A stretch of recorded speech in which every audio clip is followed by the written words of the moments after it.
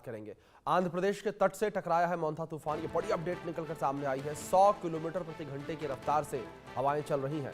इलाके में बिजली ठप हो गई है, तार और पोल टूट गए हैं और एहतियात के तौर पर 52 फ्लाइट्स को कैंसिल किया गया है और वहीं 120 ट्रेनें भी कैंसिल की गई हैं। आज ओडिशा से तूफान टकरा सकता है, ये बड़ी खबर निकलकर सामने आ रही है। आज ओडिशा से तूफान टकरा सकता है। तूफानी चक्रवात मोंथा आंध्र प्रदेश के मछलीपट्टनम तट से टकराया है। यहां 100 किलोमीटर प्रति घंटे की रफ्तार से हवा चल रही है। समुद्री लहरों से किनारों के घर गिर गए हैं, कई इलाकों में बिजली के तार टूट गए हैं और पोल गिर गए हैं। इससे पूरे शहर की बिजली व्यवस्था पर असर पड़ा है। मौसम विभाग के मुताबिक तूफानी चक्रवात का केंद्र अगले 2 घंटों में मछलीपट्टनम तट से टकराएगा। इस दौरान हवा की रफ्तार 110 किलोमीटर प्रति घंटे की रफ्तार पर जा सकती है।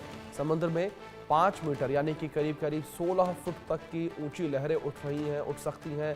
भारतीय मौसम विज्ञान विभाग के अनुसार बंगाल की खाड़ी के ऊपर बने मोंथा तूफान का केंद्र अभी आंध्र प्रदेश के मछलीपट्टनम से 90 किलोमीटर, काकीनाडा से और विशाखापट्टनम से 220 किलोमीटर दूर है, जो कि 15 किलोमीटर प्रति घंटे की रफ्तार से बढ़ रहा है। ओडिशा से तूफान आज टकरा सकता है। इसका असर आंध्र प्रदेश, तमिलनाडु, बंगाल और ओडिशा के जिलों में देखा जा सकता है। इन राज्यों में 80 से 90 किलोमीटर प्रति घंटे की रफ्तार से हवा चल सकती है। कई जगह पर पेड़ उखड़ गए हैं। समुद्री तटों पर ऊंची लहरें उठ रही हैं। चारों तटीय राज्यों के तटीय इलाकों से 50,000 से ज़्यादा लोगों को सुरक्षित स्थान पर पहुंचाया गया है।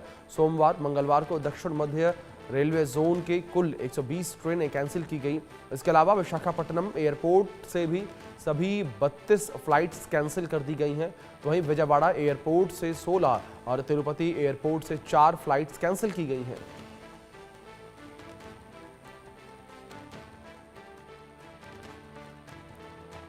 इस बीच हमारे 2 सहयोगी जुड़े हैं, उनका रुख करेंगे इन्फॉर्मेशन के लिए। अक्षय महाराणा हमारे सहयोगी ओडिशा से जुड़े हैं, तो वहीं दीपक विश्वकर्मा हमारे सहयोगी आंध्र प्रदेश से जुड़े हैं। दीपक, सबसे पहले मैं आपका ही रुख करना चाहूंगा और अगर आंध्र प्रदेश को लेकर बात करें तो सबसे पहले इन्फॉर्मेशन आंध्र के तट से ही टकराने की सामने आई मोंथा तूफान को लेकर क्या इन्फॉर्मेशन फिलहाल दीपक, क्या स्थितियां? काकीनाडा से 10 बजे का जो समय था बीती रात का, उसके समय का जिक्र किया गया था, लेकिन देर रात जिस तरीके से हवाएं चल रही थी, कयास लगाए जा रहे थे कि भारी तबाही देखी। लेकिन ऐसी मौजूदा स्थिति में देर रात बारिश तो हुई है। हवा का जो जिक्र किया अब थोड़ी घटी है, जो 15 किलोमीटर की तरफ से 15 किलोमीटर प्रति घंटे की जो रफ्तार है उससे वो बढ़ता चला जा रहा है। हवा अभी भी बहुत तेज चल रही है। कुछ इलाकों में भारी बारिश भी हुई है। जो काकीनाडा का इलाका है उस पूरे इलाके को पहले ही खाली करा लिया गया था, क्योंकि जिस तरीके से जो जानकारी मिली थी उसमें ये कहा जा रहा था कि काकीनाडा और उसके आसपास का इलाका है, तो 5 किलोमीटर का जो रेडियस का इलाका था उसको पूरी तरीके से रेस्क्यू कर फिशरमैन को वहां से हटाते हुए जो शेल्टर बनाए गए थे वहां भेज दिया गया था। खाने रहने की व्यवस्था की गई थी। कुछ जानकारी ये भी निकल के आई है कि तेज हवाओं की वजह से कुछ गाँवों में पेड़ गिरे हैं, जिसमें एक महिला की मौत की खबर की भी जानकारी आ रही है। कुछ जगह बिजली के तार भी टूटे हैं। जब हम काकीनाडा में एंटर कर रहे थे तो पेद्दीपुरम गांव जैसे जो आसपास के गांव हैं, वहां जो हल्के पेड़ थे जो अपने आप गिर सकते थे उनको हटाया भी जा रहा था, बिजली के खंभों को भी हटाया जा रहा था। लेकिन रात में जिस तरीके से कुछ गाँवों में बिजली के तार गिरे हैं, खंभे गिरे हैं, उनको जो एनडीआरएफ की टीम है, जो सरकारी महकमा है, उसने बारिश के दौरान भी रात को वहां से हटाया है। समझा जा सकता है कि जिसको जो जिम्मेदारी सौंपी गई है वो जनहित को समझ लीजिए, या जिस तरह की स्थिति बन रही है उसको मानते हुए लगातार सड़कों पर काम चल रहा है, बीच के पास में काम चल रहा है, लोगों को घरों में रहने की पूरे इलाके में भी जा रही है। बारिश जो है वो लगातार रुक रुक कर हो रही है। एक साथ भारी तेज बारिश हुई है, तेज हवाएं चल रही हैं। अभी की यदि बात की जाए, मौसम बना हुआ है, हवाएं बहुत तेज है, लेकिन बारिश फिलहाल के लिए काकीनाडा का जो इलाका वहां रुकी हुई है। जी बिल्कुल। अक्षय, अगर बात ओडिशा को लेकर की जाए तो क्या स्थितियां फिलहाल ओडिशा में बनी हुई हैं? अभी भी हवा जो है हवा बहने लगी है और तो लहरें अभी भी उफान पर है। आपको दिखाने की कोशिश करूंगा। मैं अभी गोपालपुर सी बीच में हूँ, आपको वहीं से दिखाने की कोशिश करेंगे कि कैसे जो हवा है अब कहीं ना कहीं हवा अपने जो रूप है वो रूप विकराल रूप ले रही है।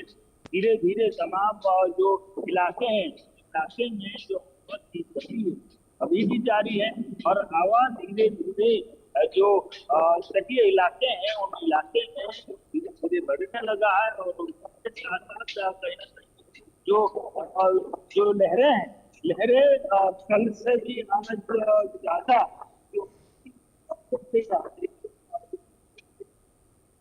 अब जो साइक्लोन जो मोंथा है कहीं ना कहीं उड़ीसा के जो तटीय इलाके हैं इलाके में दस्तक दे रही है। उस इलाके में जो उसकी जो गति है अब कहीं ना कहीं धीरे धीरे बढ़ते नजर आ रही है। लेकिन अब जो साइक्लोन मोंथा अपना विकराल रूप लेते हुए जो उड़ीसा के तटीय इलाके हैं उन इलाके में दस्तक दे रही है। और उसी के साथ साथ तमाम जो इलाके हैं उन इलाके में बारिश के साथ साथ जो हवा है उसकी गति धीरे धीरे रफ्तार पकड़ रही है। अब जो कच्चे मकान है, कच्चे मकान को कहीं ना कहीं पूरा कच्चे मकान के ऊपर मंडरा रहा है और तमाम जो सरकारी व्यवस्था है वो व्यवस्था एक्टिव नजर आ रही है। कहीं ना कहीं अब जो हम जो तट है गोपालपुर के समुद्र तट में अब कोई भी तट अब खाली नजर आ रहा है। कुछ यहाँ के स्थानीय लोगों को छुट्टी और कोई यहाँ नजर नहीं आ रहा है। तो कहीं अब जो पूरे समुद्र तट है आज भी कहीं ना कहीं ये हाई अलर्ट में है। इसीलिए तमाम जो लोग जो पर्यटक हैं यहाँ आने की कोशिश कर रहे हैं उन लोगों को भी रोका जा रहा है। और ये हाई अलर्ट जोन होने की वजह से तमाम जो लोग यहाँ रह रहे हैं तो लोगों को भी मना कर दिया गया। तो कहीं ना कहीं ये जो तट है ये तट जो गंजाम के कहीं ना कहीं एक सबसे बड़ा पर्यटन स्थल है। इसीलिए कहीं ना कहीं इसके आसपास के लोग और बहुत सारे जो इससे सटे हुए राज्य हैं उत्तर प्रदेश को और तमाम जो राज्य हैं इसी के जो लोग हैं यहाँ आ रहे हैं। तो कहीं ना कहीं इन लोगों को भी रोकने की सरकार पूरा कोशिश कर रहे हैं और तमाम तटीय इलाके को अब खाली कर चुके हैं। उसी के साथ साथ उड़ीसा में गंजाम से लेकर गजपति, रायगढ़, कोरापुट, मालकानगिरी जैसे इलाके में ज्यादा बारिश होने की भी संभावना है। कहीं ना कहीं उसी के तहत बारिश भी लगातार रुके हो रही है, कभी रुक जा रही है, कभी बारिश हो रही है। तो कहीं ना कहीं बारिश अब धीरे धीरे अपना जो रूप है और धीरे धीरे दिखा रही है। बारिश के साथ साथ तो जो हवा है, हवा कभी 70, कभी 80, तो कभी 60, कभी 50 भी यहाँ बह रही है। तो कहीं ना कहीं बारिश के साथ साथ जो हवा है कभी 50 हो रही है तो कभी 70 और कभी 80। तो कहीं ना कहीं अब बारिश के साथ साथ जो हवा बहने लगा है उसी के लिए जो खतरा है कहीं ना कहीं जो निचले इलाके हैं उन निचले इलाके में खतरा ज्यादा मंडरा रहा है। और निचले इलाके के साथ साथ जो लोग छोटी झोपड़ी में रह रहे हैं उन लोगों की मुश्किलात बढ़ चुकी है। और उसके साथ साथ जो पहाड़ी इलाके में लोग रह रहे हैं उनके लिए भी मुसीबत कम नहीं है। उनके लिए ये मुसीबत खड़ा हो सकता है कि पहाड़ी इलाके में ज्यादा बारिश जो हेवी रेनफॉल की जो आशंका जताई गई है उन हेवी रेनफॉल के वजह से जो पहाड़ी इलाके हैं उन इलाके में लैंडस्लाइड की खतरा कहीं ना कहीं नकारा नहीं जा सकता। उन एरिया में जब लैंडस्लाइड होगा तो कहीं ना कहीं जो लोग हैं वो लोग भी प्रभावित होंगे। कहीं ना कहीं जो मलबे हैं, मलबे लोगों की मुसीबत और बढ़ा सकते हैं। इसीलिए बिल्कुल अक्षय, जाहिर तौर पर जिस तरीके से आप इन्फॉर्मेशन दे रहे हैं साफ तौर पर समझा जा सकता है कि मोंथा तूफान जो है वो भारी कहर